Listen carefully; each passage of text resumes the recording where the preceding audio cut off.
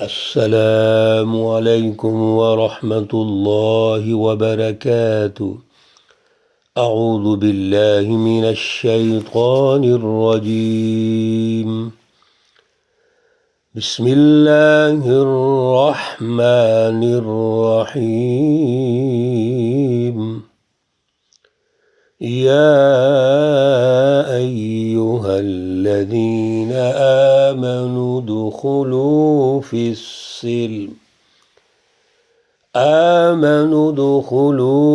السلم کافة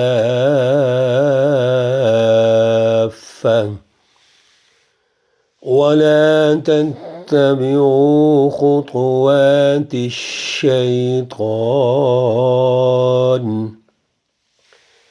انہ لکم عدو مبین۔ صدق اللہ العلی العظیم۔ اللہم صلی علی سیدنا ومولانا محمد النبی الأمی وعلى آلہ واصحابہ وبارک وسلم وصلی علیہ۔ معزز سامعین و سامعات، سورۃ البقرہ پارہ نمبر 2، آیات مقدسہ 208 تا 210 ہیں۔ اللہ رب العزت ان آیات کا فہم و شعور عطا فرمائیں اور عمل کی توفیق اور صلاحیت عطا فرمائیں۔ میرے عزیزو، بڑی اہم گفتگو جاری ہے اللہ رب العزت کی حج کے ایام، حج کے جو مسائل، اس کی ترتیب و تشکیل، اور پھر حج کے مقاصد۔ اللہ رب العزت بے شمار ہماری جو تربیت کی ضرورت ہے وہ ارشاد فرما رہے ہیں، اور پھر حج کی اس تربیت کے نتیجے میں 2 قسم کے گروہ ہو گئے۔ اللہ نے ان دونوں کا بھی یہاں کھول کھول کے ارشاد فرما دیا۔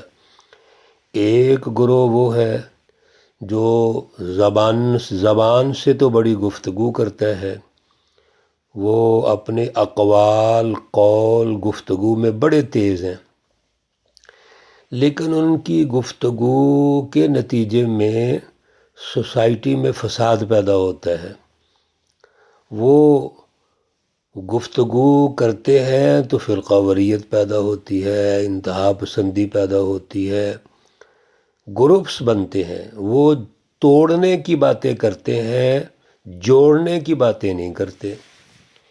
اسی طرح اس فلسفی کے نتیجے میں جو عملاً رویے بنتے ہیں وہ فساد فی الارض کے بنتے ہیں، انتشار کے بنتے ہیں، ایک دوسرے کو قریب آنے کی بجائے مرنے مارنے کے بنتے ہیں، نسل تباہ ہوتی ہے، فصلیں تباہ ہوتی ہیں، انسان کے آپس کے جو روابط اور جوڑ کے طریقے ہیں وہ تباہ و برباد ہو جاتے ہیں، یعنی انتہائی تنگ نظری پیدا ہوتی ہے۔ حج کا جو مقصد ہے وہ تو 2 ہی مقاصد ہیں اس کے بڑے۔ ایک تو اللہ رب العزت کی پہچان پیدا ہو جائے، ہمارے دل اللہ سے جڑ جائیں۔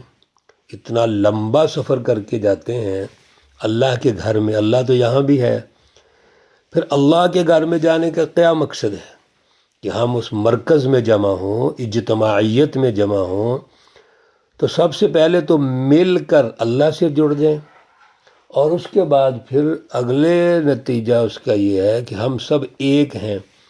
تو وحدت انسانیت کی بنیاد پر دنیا میں ایک ایسا نظام قائم کریں جو اللہ کا نظام ہو، اللہ کے تابع ہو کے دنیا یہ چلے، دنیا اور آخرت میں ترقیات کریں۔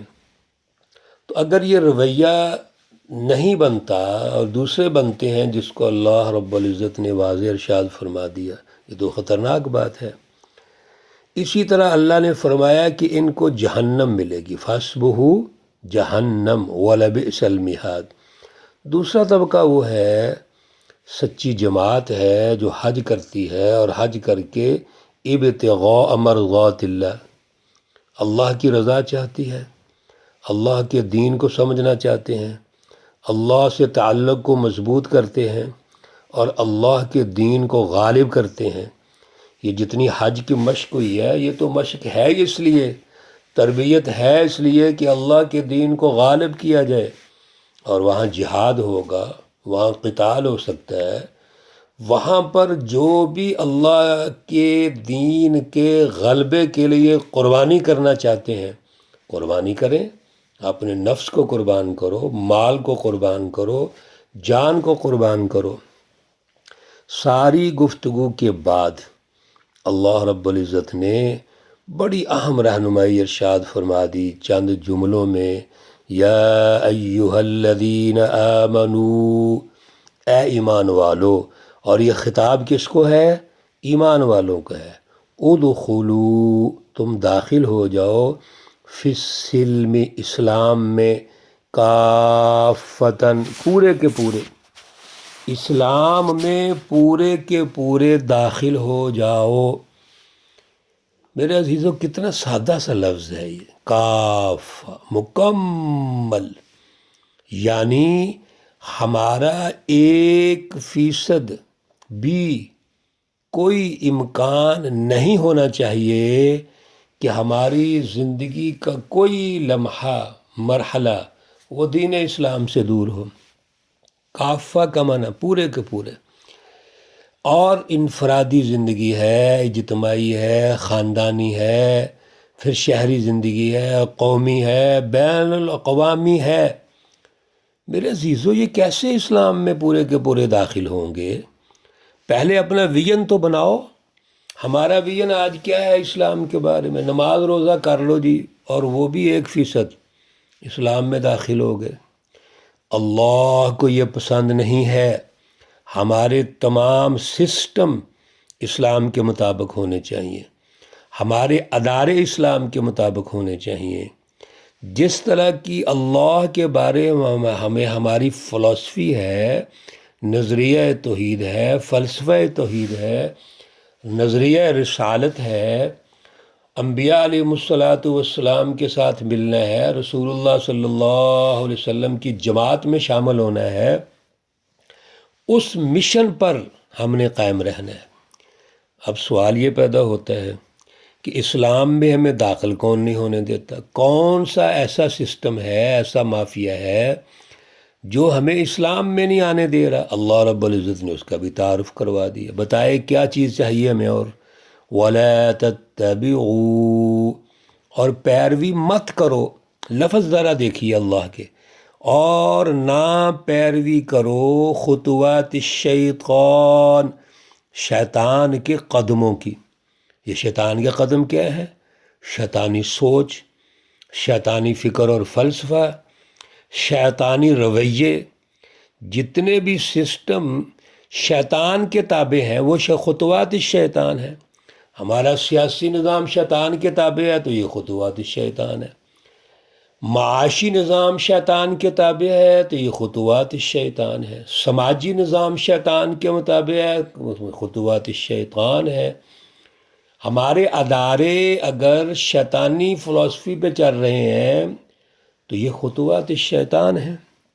غور تو کرو ذرا آپ سب، پاکستان بننے سے لے کے آج تک جو لا الہ الا اللہ ہمارا بنیادی مقصد تھا، یہ ہم اللہ کے طریقے پہ چل رہے ہیں فی السلم کافہ، یا خطوات الشیطان کے پیچھے چل رہے ہیں؟ تجزیہ تو کرو کم از کم۔ تو پھر ہم ایک طرف قرآن سنتے ہیں، سناتے ہیں، سمجھتے ہیں، تو کیا سمجھ رہے ہیں؟ آج ہم شیطان کے تابع ہیں، خطوات الشیطان کے پیچھے چل رہے ہیں، اور اللہ کیا کہہ رہے ہیں؟ وَلَا تَتَّبِعُوا، اور یہ فعل نہیں کا صیغہ ہے۔ فعل نہیں کا مطلب ہوتا ہے اللہ منع فرما رہے ہیں، ہم وہ کام کریں گے وہ حرام ہے اور وہ کرنا فرض ہے، یعنی شیطان سے دور رہنا فرض ہے، اور شیطان کے فکر اور فلسفے اور عمل و کردار کے مطابق چلنا حرام ہے۔ آگے اللہ کیا کہہ رہے ہیں سنیے، اِنَّهُ لَكُمْ عَدُوٌّ مُّبِينٌ، اے انسانوں، اے سچی جماعتوں، اس بات کو سمجھ لو کہ آپ کا اگر کھلا دشمن ہے تو ایک ہی ہے، وہ شیطان ہے، اور شیطانی مافیا ہے، شیطانی جماعتیں ہیں، حزب الشیاطین ہیں۔ میرے عزیزو، بڑی اہم گفتگو ہے، انشاءاللہ العزیز کل اس کو مکمل کریں گے۔ صرف آپ تمام بہنوں اور بھائیوں کی توجہ کی ضرورت ہے۔ اللہ ہم سب کو یہ اعلیٰ فکر اور فلسفہ اور شعور حاصل عطا فرمائے، اور اس پر عمل کی توفیق اور صلاحیت عطا فرمائے۔ اللہ رب العزت تمام بیماروں کو شفائے کاملہ عاجلہ مستمرہ عطا فرمائے۔ اللہ رب العزت تمام مرحومین و مرحومات کو جنت الفردوس میں اعلیٰ مقام عطا فرمائے۔ ربنا تقبل منا انك انت السميع العليم وتب علينا انك انت التواب الرحيم، وصلى الله تعالى على النبي الأمي محمد وعلى آله وأصحابه أجمعين برحمتك يا أرحم الراحمين۔ السلام عليكم ورحمة الله وبركاته۔